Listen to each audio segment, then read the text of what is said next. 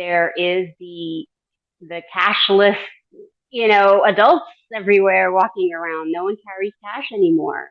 And, it's definitely been interesting because, I would say this is the time period of where where you have seasoned housekeepers actually, mentioning the fact that they do not get tipped out as much as they used to in the past.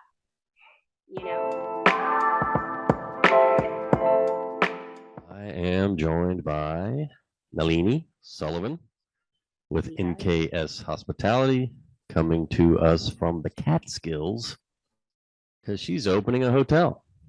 Yay. And it's crazy and it's fun.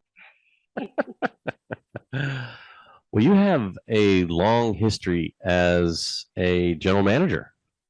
Yes, I am a 25-year hospitality veteran, and I've been a general manager for maybe four or five luxury boutique properties in Manhattan for 20 of those 25 years. Back in 2019, I decided to take a leap and started to go out on my own in terms of consulting. So, what I've been doing since 2019 is working with independent owners, helping them open hotels as well as task force, general manager, operations, and just overall, just helping them get their hotels up and going. And then a large portion of that has to do with recruiting as well, because with every new hotel opening is a new staff roster. So, how's the recruiting going? Oh, it's been interesting, especially in the Catskills. This project has been very interesting, but in general, recruiting is a challenge as it has been for everyone. And nothing different in that sense. But I think we're getting to a point now. I'm fingers crossed that things are really starting to level out a little bit, and where we're seeing a lot more candidates coming across to us now, which has been, very helpful. What's it like? What's the employee potential population there up there in the Catskills? I mean, are there plenty of workers? Or are they having to come from distances, or what does it look like up there? So they do have to come from distances, and because there's probably one other, large-ish hotel in the area, and everyone has either been there or they've been to. There's just a lot of bed and breakfast and catering halls and restaurants out here. So this area is very famous for the J1 visa program for employees, and this is now, and that's starting to, like, the tide is changing a little bit where they're not really trying to depend on that too much. The good news is because there's so much fresh air out here in the Catskills and it's not as crowded as it is in New York City or the boroughs. There's been a lot of great talent that has actually moved here. And I mean, I just placed two candidates that have moved here from New York City to actually work at the project that I'm on right now. That's fantastic. Yes. So, what do the workers want? What are they looking for? Oh. you know, um, I would say what has changed since, I was, over the course of the past couple of years is they want more flexibility and always the pay. Obviously, they want to be paid as much as possible as they can, and it's yeah, flexibility pay and really being in an environment where they feel like they're being taken care of and that they are receiving support and guidance and really, feeling like they belong somewhere. And I think that has been in whether it's the Catskills or Florida, wherever, or New York City, wherever I've been, that has kind of been, the consistent item that service employees are looking for right now. And they want to be treated properly and with respect. Yeah, everybody I talk to, same thing: pay raise, Right. flexibility, culture of caring, Yes. and training and development. Absolutely. Yeah. Yeah. That's the four items, definitely. So let's talk about pay. Yes. In particular, tipping. You know, I would imagine in the past, you're recruiting, um, tipping is part of the conversation, I would imagine, right? Yeah, I mean, especially for your restaurant employees, housekeeping employees, it is, and as well as like banquet employees as well. That's always part of the conversation. It's become even more part of the conversation recently, because there is the cashless, adults everywhere walking around. No one carries cash anymore. And, it's definitely been interesting because, I would say this is a time period of where where you have seasoned housekeepers actually, mentioning the fact that they do not get tipped out as much as they used to in the past. So yeah, definitely that is something that is more consistent. And a lot of in the hotels where I've either task force or even at this particular project, there's no cash even at the front desk. So if someone's checking out and they have like a larger bill and they want to be able to tip out, and there's no change available, it's unfortunate because it's just like, all right, they thought of it, okay, great, and then they've got things to do and they move on. Right. So yeah. It's digital revolution going on. Digital payment Yes. revolution. Right. I don't carry cash.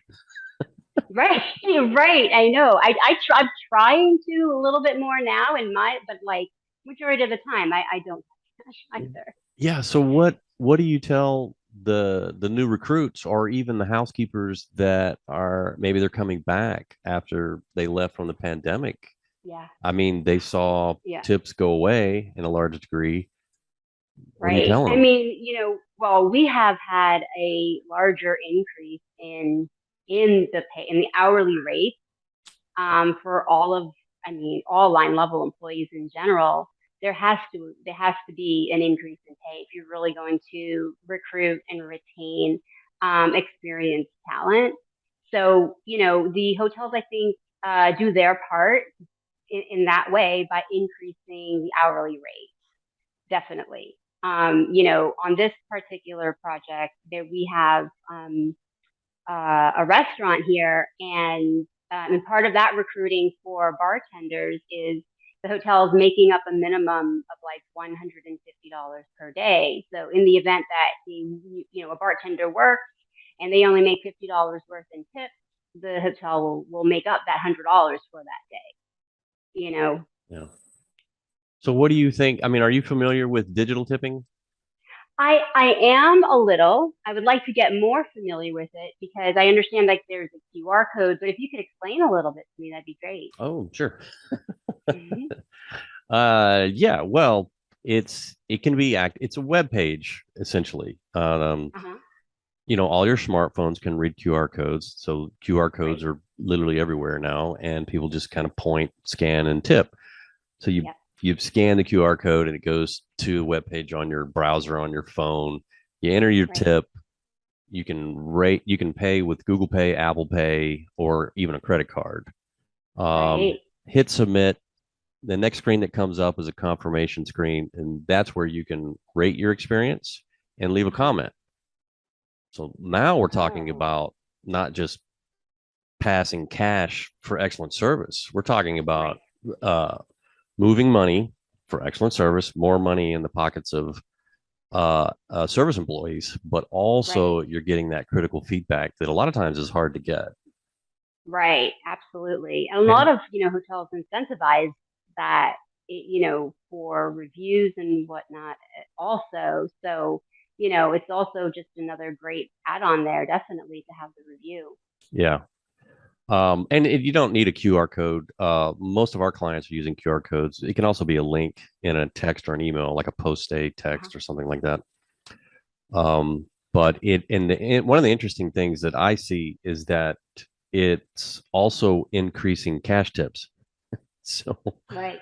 uh, and then and housekeepers are probably our number one use case in hotels, and not everybody's used to tipping housekeepers, and Right. when you've got a little signage in the room that subtly suggesting that if you enjoyed, the cleanliness of your room and whatnot, feel free to tip our staff.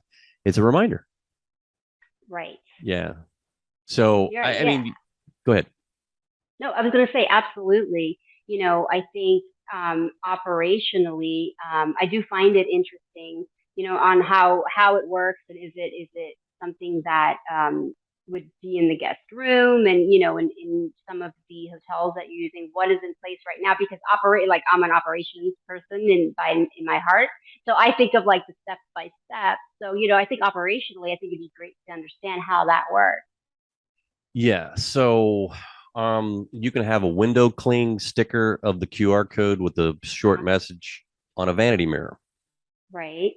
Some of our clients have glass over bedside tables, and you can slip in a piece of paper, so it doesn't get destroyed or anything underneath the Sure. glass. You can also have signage at a valet podium, you know, um, and then again, you can, in the middle of a stay, if you send an email or a text to a guest, you can put a Right. link in there, post a link in there. Oh. We also use Flowcode, who creates our QR code, Uh-huh. and they have something called Flow Page, which is just a landing page that Right. their hotel clients are. You got one QR code. So let's say you walk into the lobby, and you've got one QR code that in a signage that says, check out all of our amenities here. You scan it and it goes to a web page. It's a landing page and it's got everything. I mean, it can have dining hours, pool hours, special offers. You can embed video in there, and you can add a little message about tipping as well. Tip your front Right. desk clerk, tip um, your bellhop, for example. Right. It's getting interesting, and more. It's getting real interesting with QR codes, and it's because there's a little concern about QR code overload in a hotel, for Hmm. example. I mean, operationally, you would probably be thinking, well, how Right. many of those do I need? Like, right. You don't need that many. Uh-huh. Again, you can take advantage of one in your primary, first floor area, and then when you get down into your room, if you want one for the housekeeper, you can do, what, like I explained. Um, Right. some of the bellhops carry around little business cards, so they leave the Yeah. bags and they leave the card there, and walk Right. away. And if you want to tip, great. Right. Yeah. No, that's super convenient, and I do think it would work as a reminder, and especially if you don't have cash on you, for it to be like that, just easy, you know, scan the code and tip. Yeah, absolutely. I think that's great. Yep. Well, we're about out of time. Anything else you want to add? Where can people find you? Well, you can find me on at www.nkshospitality.com, and you can always find me on LinkedIn under Nalini Sullivan. All right, Nalini, thank you so much for joining me. Absolutely. Thank you, Jason. You bet.